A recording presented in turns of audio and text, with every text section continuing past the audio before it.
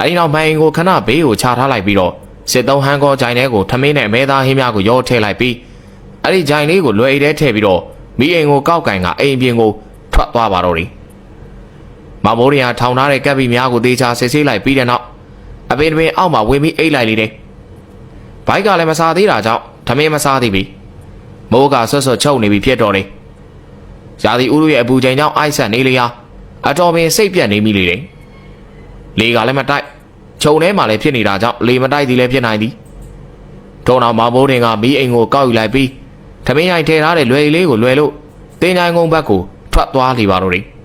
။မောင်မိုးရင်ကသူထိုင်နေကြအုတ်ကူဟောင်းကြီးပေါ်ကိုတက်ထိုင်နေလိုက်တယ်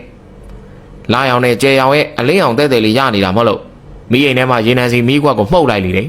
။အဲဒီနောက်ဘိုက်ကစားလာပြီးဖြစ်တာကြောင့်ထမင်းချိုင်းကိုထုတ်ပြီးအုတ်ကူပေါ်တင်ပြီးတော့ဖွင့်လိုက်တယ်။အမဲသားရနန်းကတင်းသွားချိန်တင်းချိုင်းထဲမှာအပင်တချို့ကလေမတိုင်ပဲလှုပ်ရှားသွားလေတော့တယ်။အဲဒီရာကိုသတိထားမိတဲ့ဘိုးထင်ကလှုပ်နေတဲ့အပင်များကိုကြည့်ပြီးတော့စကားဆိုလိုက်လေတယ်။ငါတယောက်စားတော့နိုင်တော့မကြွေးနိုင်ဘူး။စားချိန်ငါ့ကိုသာကြိုက်စားတော့သေလဲအေးတာပဲ။မောင်မိုးထင်ရဲ့စကားဆုံးချိန်မှာအပင်များလှုပ်နေရမှငြိမ်သွားလေတော့တယ်။အဲဒီကမောင်မိုးထင်ဟာဂျိုင်ထဲမှာထမင်းကိုလက်နဲ့ကုပ်ပြီးတော့စားနေချိန်သူထိုင်နေတဲ့အုတ်ကူနဲ့မလန့်မကန့်ပါအရှိတ်တစ်ခုပေါ်လာလေတယ်။အဲဒီနောက်အုတ်ကူရှိမှမတ်တက်ရက်နေတဲ့လူတယောက်ပေါ်လာလေတော့တယ်။စုပ်ပြတ်နေတဲ့အဝေစားနဲ့ဖြူဖတ်နေတဲ့မျက်နှာမှာမျက်လုံးတွေကလည်းဟောက်ပဲဖြစ်နေတယ်